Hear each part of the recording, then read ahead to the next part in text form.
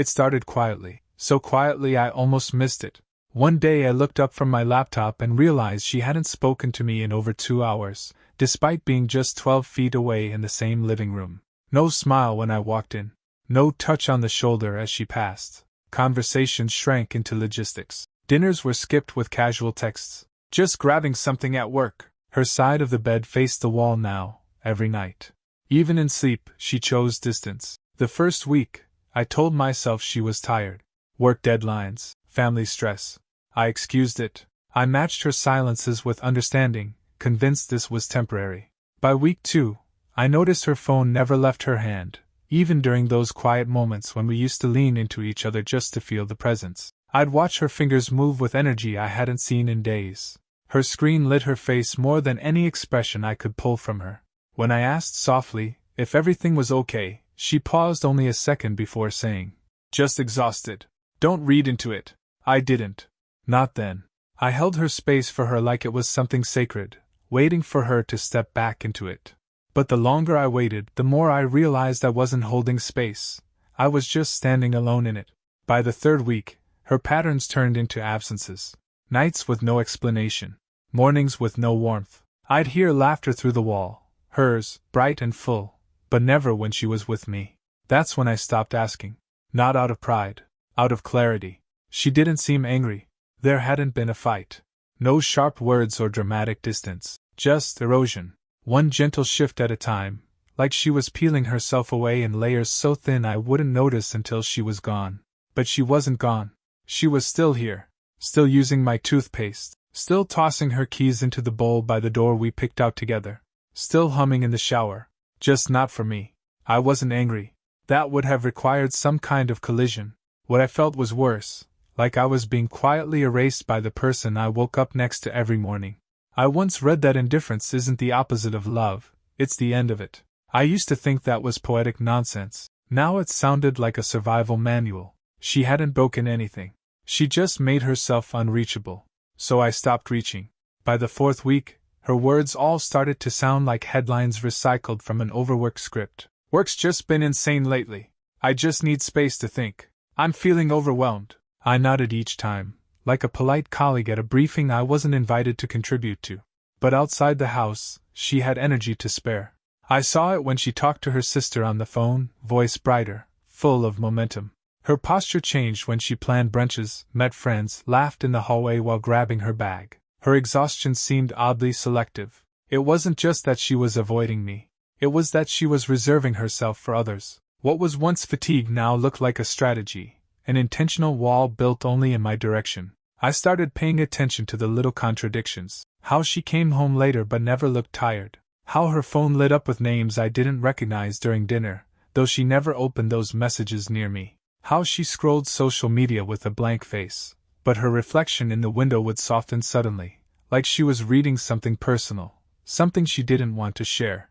And she had stopped asking anything about me.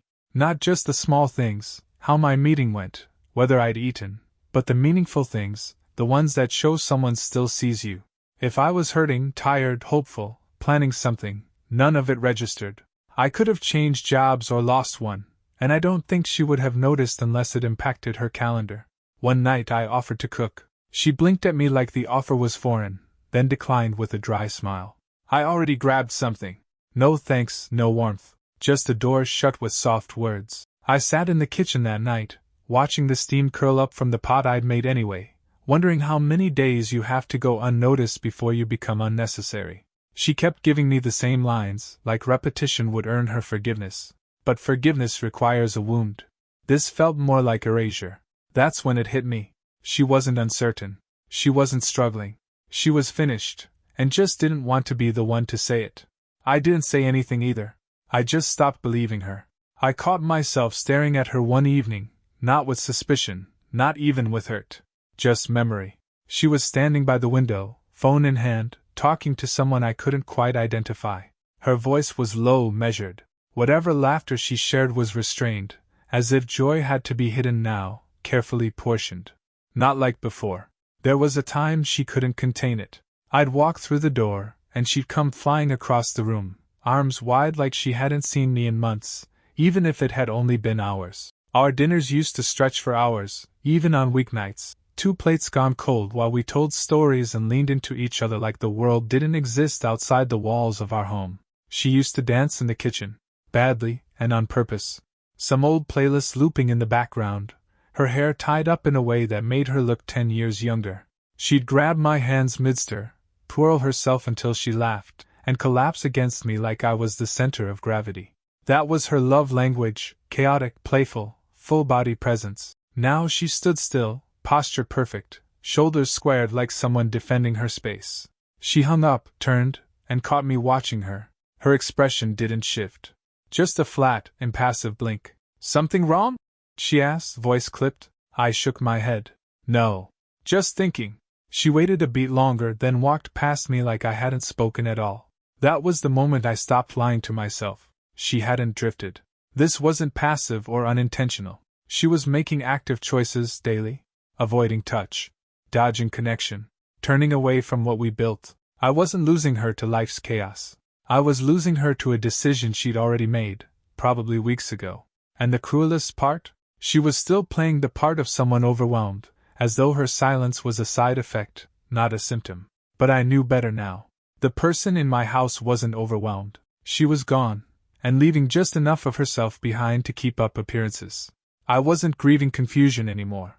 I was grieving clarity. I thought if it ended there'd be signs, shouting, accusations, slammed doors. Some dramatic finale to mark the end of something once meaningful. Instead, it unraveled in silence. No blow-up. No dramatic conversation. Just careful omissions, and polite deflections. She didn't storm out. She simply stopped showing up. Emotionally, then eventually even physically. One Friday night I came home early, hoping maybe the quiet distance had thawed. I picked up her favorite takeout, still warm in the bag. The house was empty. Her car was gone, no note, no message. I waited 3 hours before texting. She replied with a single line. "Out with coworkers. Didn't know you'd be home." But she had known. I told her that morning. Twice. When she came home after midnight, I was still up. The food had gone cold on the counter. She walked in like nothing was strange, placed her purse on the hook, and started scrolling through her phone before taking off her shoes. I asked, "Everything all right?" She didn't look up. "Why wouldn't it be? Just seems like something's off." She let the pause stretch. Finally, without lifting her eyes, she said, "Don't make everything about you." That was it. No emotion. No elaboration. Just a sentence designed to cut and deflect at the same time. I nodded slowly, not because I agreed, but because I'd just heard the answer I wasn't brave enough to admit to myself until then. If someone you love can look at your concern and treat it like an inconvenience, you're no longer a partner. You're an interruption. I didn't argue. I didn't raise my voice. I just sat there and watched her walk down the hallway, pull the door shut behind her, and leave me in the quiet echo of what used to be home. I lay awake that night staring at the ceiling, the rhythm of her breathing from the other room slow and distant. Not peaceful. Just absent. That's when the shift happened in me. Not rage, not desperation. Just realization. This wasn't temporary. This wasn't confusion. This was exit dressed in routine. She hadn't broken anything. She was simply vanishing, slowly enough that I'd doubt my instincts. But I didn't anymore. It wasn't about what I did or didn't do. It was already about someone else. Or worse, it was already decided. After that night, I stopped asking questions. Not because I didn't care anymore, but because I understood I needed answers she wasn't going to give me. And if she wasn't going to be honest with her words, I'd let her behavior finish the story for her. So I became quiet too. Not distant, focused. I started with the simple things, saving messages. Screenshots of conversations. Nothing dramatic. Just quiet documentation. Things she'd forgotten I could see, shared calendars, household expenses, overlapping timestamps that didn't add up. She said she needed space. I gave it to her, physically, emotionally, but not blindly. I reviewed our credit card statements, flagged every transaction that didn't match her schedule. A couple odd dinners billed as client meetings, but the receipts showed charges for 2.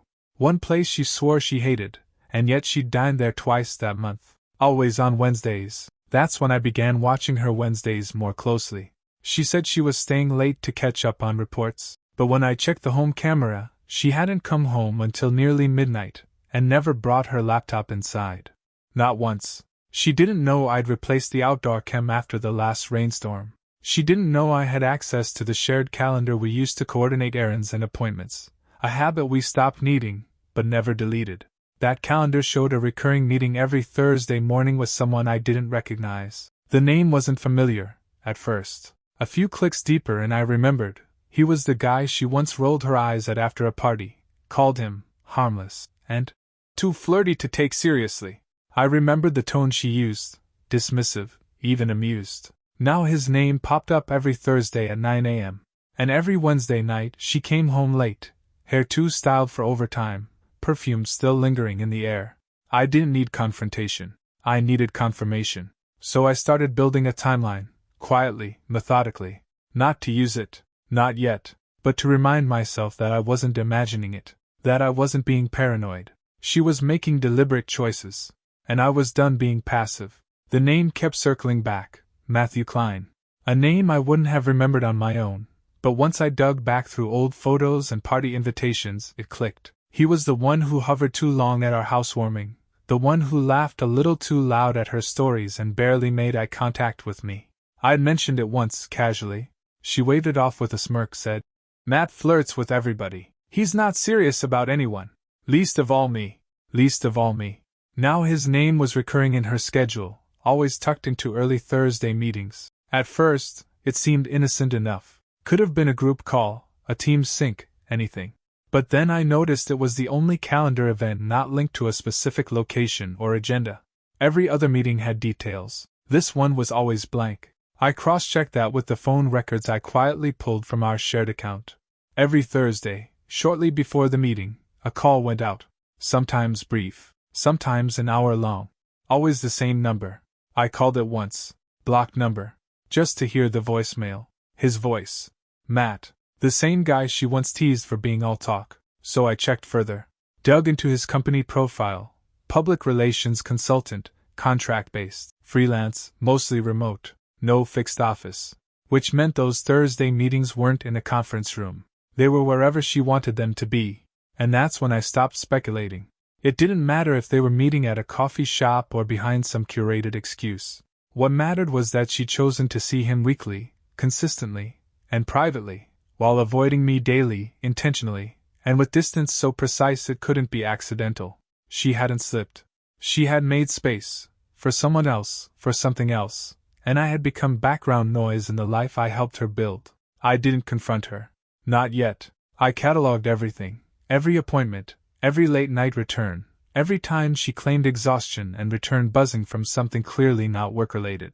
I began syncing that data with my own schedule, not to prove anything to her, to prove something to myself, that I wasn't invisible, that this silence wasn't neutral, that the person she used to be, the one who danced in our kitchen, who reached for me even in sleep, wasn't just gone.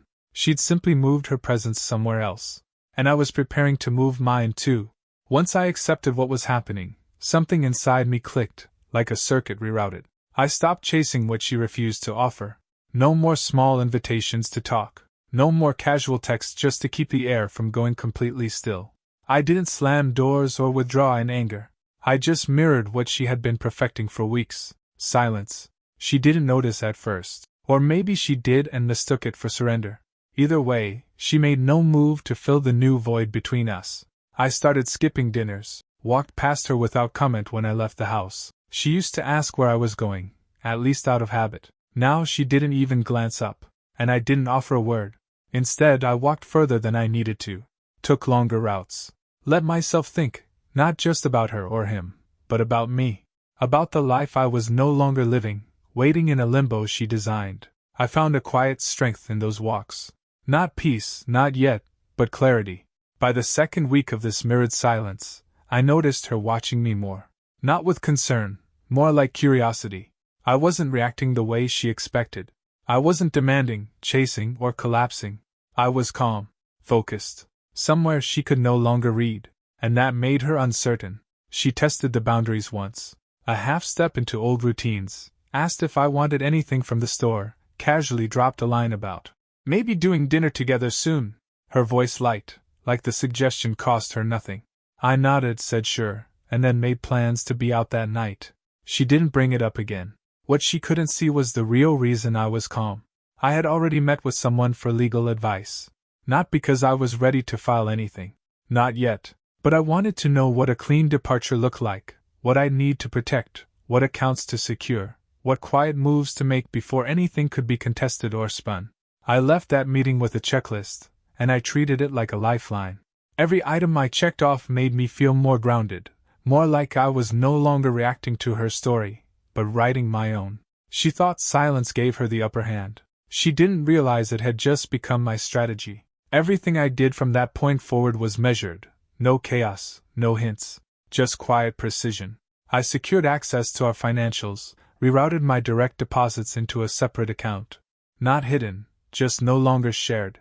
I updated passwords, made copies of essential documents, logged out of shared apps under the guise of security. She didn't ask questions. Maybe she thought I was finally too worn down to care. I visited 3 apartments over a long lunch, chose one that felt clean, minimalist, nothing sentimental. It wasn't home, but it was safe, quiet, mine. I paid the deposit in full and gave the manager a date, end of the month. That gave me 12 more days under the same roof with her. 12 more days to smile when necessary, answer when asked, and record everything. I didn't snoop. I observed patterns, absences. The digital trail she thought I wouldn't notice. I wasn't trying to trap her. I was trying to set myself free without giving her a chance to rewrite the ending.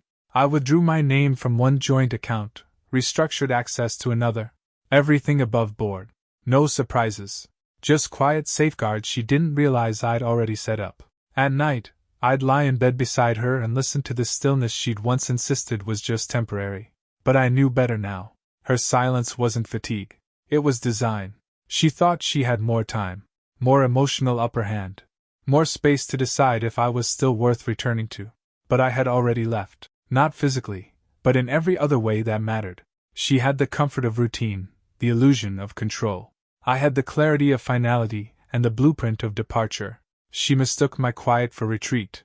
It wasn't. It was the sound of every door locking behind me, quietly, carefully, without a single slammed hinge.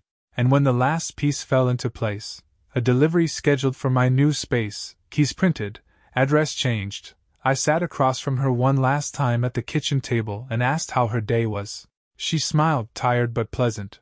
Busy. You? I returned the smile. Getting lighter. She nodded, not understanding. And I didn't explain. 2 days before I left, she offered a peace gesture. Not much, but enough to register. She lingered at the doorway as I folded laundry, something I usually did on my own, a quiet ritual of control in a house where everything else had begun to unravel. She cleared her throat lightly. We should talk soon. I looked up. Her face was unreadable, voice soft enough to sound almost sincere, but not quite. She didn't sit, didn't reach for the basket, just stood there like someone offering a handshake without stepping forward. I met her eyes steady. Sure. That was all I gave her. She nodded, turned, and walked off like she'd completed a task. She never followed up. No talk, no note, no second effort. The following day, she was gone early. Something about a brunch she hadn't mentioned before. I didn't ask. While she was out, I moved fast. The travel bag I'd kept in the trunk was packed to precision. Every essential already sorted. I took the files, laptop, a few clothes, only what mattered. No mementos. No goodbyes. I left the wedding album behind. Not out of spite. It simply didn't belong to the version of us that existed now. The apartment was ready. Utilities on, keys in hand, name already on the lease. I moved in without fanfare. Just a silent drive across town that felt heavier than it should have, but not unclear. Back at the house, I left one envelope on the counter. Inside was a brief letter, handwritten. I didn't accuse. I didn't beg. I didn't explain beyond one sentence. You avoided me for 30 days. I gave you the 31st to think. You never did. No signature. No postscript. Just that. She came home that evening to an empty closet, missing keys and silence she hadn't chosen. I didn't block her. I didn't delete her number. But I didn't answer when she called that night either. The first time she texted, it was just my name. The second, where are you? I let the phone buzz out. Not out of cruelty. Out of respect, for the silence she taught me to live in. The next morning, I imagined her footsteps before they happened. The soft creak of the front door, the pause when she realized the lights were off, the beat of hesitation when she stepped into the quiet. No keys in the bowl. No jacket on the hook. No faint smell of my cologne in the hallway. Just absence. The kind you can't misinterpret. She must have walked into the bedroom next, seen the open space in the closet, the dresser drawer left half empty. She might have looked into the laundry basket I'd left bare, or the bathroom shelf where my things used to sit. The silence wouldn't have felt peaceful anymore. It would have felt cavernous. And then, eventually, she would have seen the letter. I didn't write it to hurt her. That's what matters to me now.